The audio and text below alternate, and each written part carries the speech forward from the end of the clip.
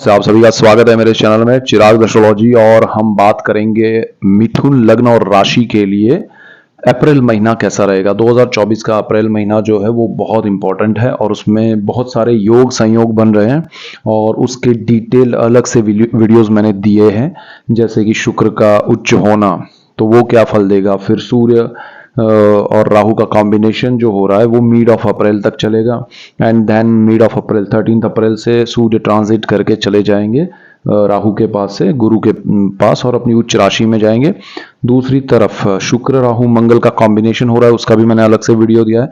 ये सारी चीजें बहुत इंपॉर्टेंट रोल प्ले करती हैं, इसीलिए आपको वो सब देखना जरूरी है और आप वो डिटेल्ड चीजें देखेंगे तो आपको लाभ होगा और आप सबको लाभ होगा तो मुझे खुशी होगी।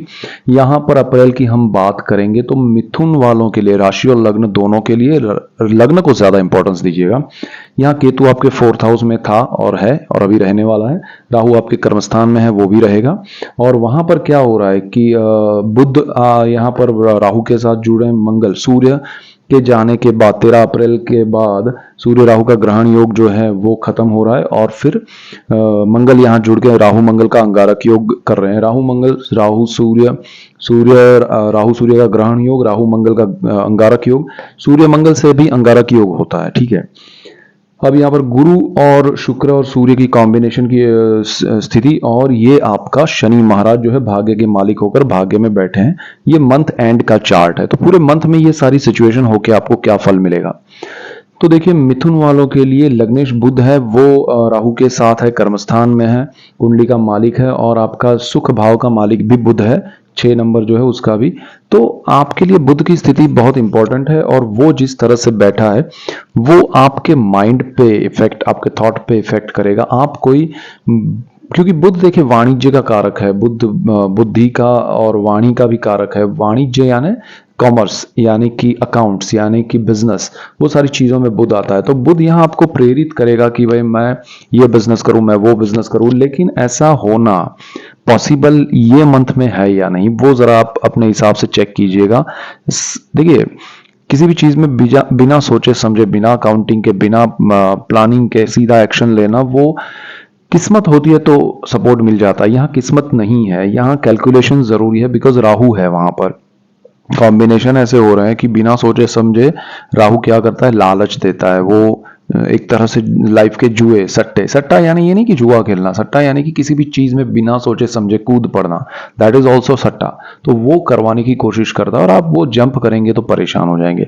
तो यहाँ ध्यान रखिएगा कि ये कॉम्बिनेशन आपके लग्नेश के साथ हो रहा है, तो थोड़ा आपके माइंड, आपके थॉट्स में क्लियर रहिएगा। आप चीजों को समझ नहीं पाएंगे तो बहुत परेशान रहेंगे और ये मंथ में आप परेशानियां बढ़ाए नहीं, वो सोचना है, वो ध्यान रखना है। तो कुछ जो चल रहा है अच्छा चल रहा है तो उसमें कुछ आपको करने की जरूरत नहीं है। अगर आप कुछ एक्स्ट्रा करने जाएंगे तो प्रॉब्लम्स आएंगे, सो डोंट डू दैट।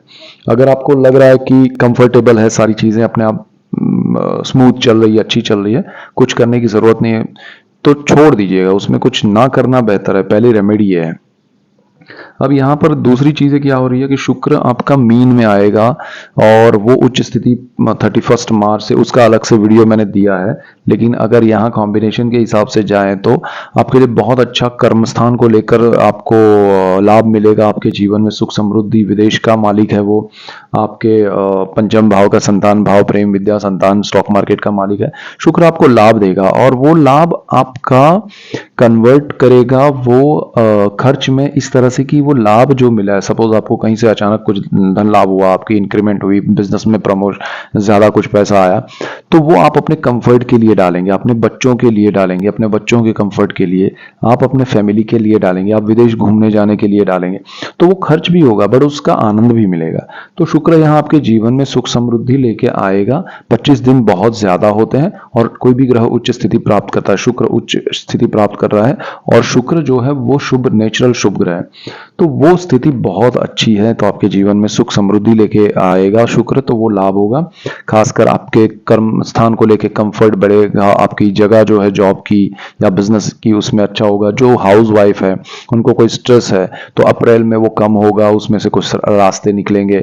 जो फार्मर्स हैं उनके लिए भी यहाँ पर कुछ अच्छा बेनिफिशियल कुछ होगा। आपकी जो फार्मिंग की लैंड है, आपकी जो ज़मीन है, उसको लेकर अगर कोई विवाद चल रहा है, प्रॉब्लम चल रहा है, तो उसमें सॉल्यूशन आ सकते हैं, सपोर्टिव आपकी फेवर में आ सकता है, उससे आपको लाभ हो सकता है। ऐसा हो सकता है कि देखिए वो ज़मीन भले आपके हाथ से निकल जाए लेकिन उसका पैसा अच्छा है तो आप दूसरी ज़मीन ले सकते हैं। यहाँ पर क्योंकि शुक्र की एक नीच दृष्टि आपके चतुर्थ भाव पे भी पड़ेगी और केतु वहां बैठा है, तो अगर कोई मसला अगर अटका हुआ है तो आप उसको सुलझाने मत जाइएगा। अपने आप हो रहा है, मैं फार्मर्स की बात कर रहा हूं, तो वो ज्यादा बेटर रहेगा। अपने आप हो रहा है तो आप उसको खुद कुछ उसमें इंटरफियरेंस या खुद वो चल रहा है, शांत है, कुछ नहीं हो रहा है उसमें, तो आपकी ओर से कुछ नहीं होना चाहिए अप्रैल में, ध्यान रखिएगा।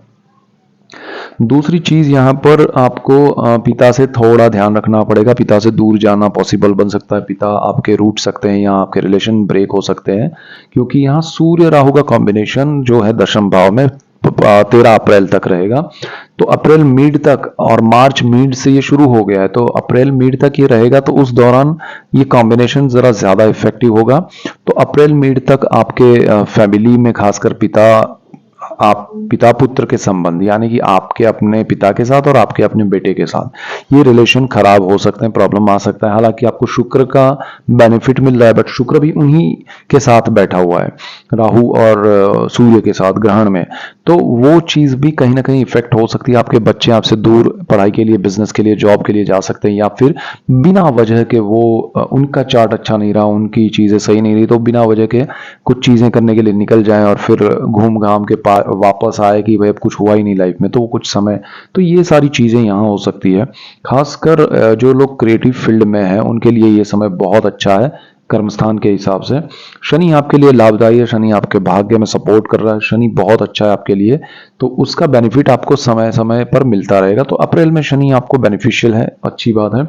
यहाँ गुरु आपके 11th हाउस में, गुरु जाने वाला है 12th हाउस में 1 मई को, तो उसका भी हम डिटेल वीडियो देखने वाले हैं। तो यहाँ पर 1 मई को जाएगा, 30 अप्रैल तक यहाँ रहेगा, शनि की नीच राशि में है, सूर्य के साथ, उच्च के सूर्य के साथ वो यहाँ पर 13 अप्रैल के बाद से लेके थ्रू आउट द मंथ यहाँ रहेगा। तो ये स्थिति भी आपके लिए बहुत अच्छी है। लक्ष्मी भाव आपका स्ट्रांग हो रहा है सूर्य की वजह से, और सूर्य जो है वो मालिक है साहस पराक्रम के। अब यहाँ पर एक चीज क्या हो रही है कि शनि की नीच दृष्टि में ये सब है, और शुक्र भी वहां आएंगे 25 तारीख को, तो ये स्थिति जो बन रही है वो आपके लिए अच्छी भी है और कुछ चीजों में नहीं भी है। अब इसमें क्या मतलब हुआ कि आप कुछ साहस करेंगे।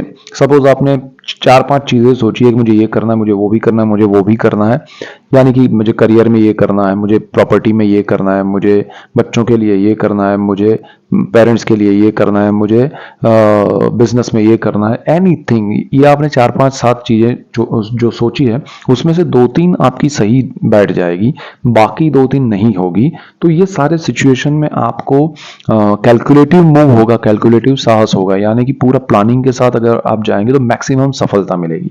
और प्लानिंग के साथ जाने के बाद भी जिसमें नहीं मिल रही तो समझिएगा शनि ने वहां पर आपको रोकने की कोशिश की है, और आपकी इनकम को बंद करके रोक के कुछ भी मत कीजिएगा, बिकॉज शनि की ये नीच दृष्टि है, थ्रू आउट है।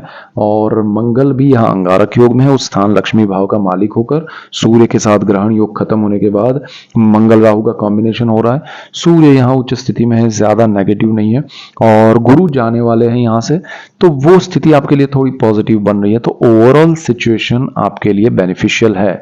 अब सुख भाव का केतु जो है ना, वो आपको बेचैन रखेगा पूरे अप्रैल में कि भाई देखो ऐसा कुछ लाभ भी मिलेगा तो कहीं ना कहीं से आपका ध्यान जो लाभ नहीं मिल रहा है उस पर रहेगा, जो सुख मिलेगा, जो आनंद मिलेगा उस पर आपका ध्यान नहीं होगा। केतु क्या करता है, डाइवर्ट करता है कि अरे वहां से कुछ नहीं हुआ, तो वो चीजें आपको परेशान करेगी। सो आनंद लेना है तो आपको जहां जब जो लाभ हो उसका ले लीजिएगा, फोकस आपके अचीवमेंट पे रखिएगा, जो आपने खोया है उस पे नहीं, तो आनंद मिलेगा।